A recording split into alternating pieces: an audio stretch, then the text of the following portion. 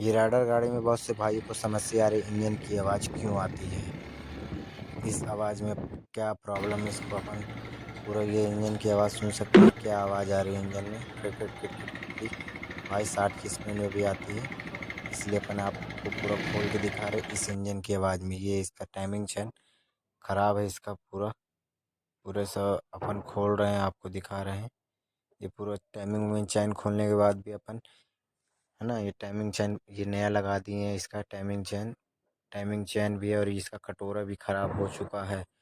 कटोरा में क्या ख़राब है, कटोरा में चलिए आपको इसका ये न्यू कटोरा है, आपको लगेगा कि सही है, सही नहीं है। बाकी इसकी जो स्प्रिंग होती है ये पूरी छः स्प्रिंग अंदर से टूट चुकी है।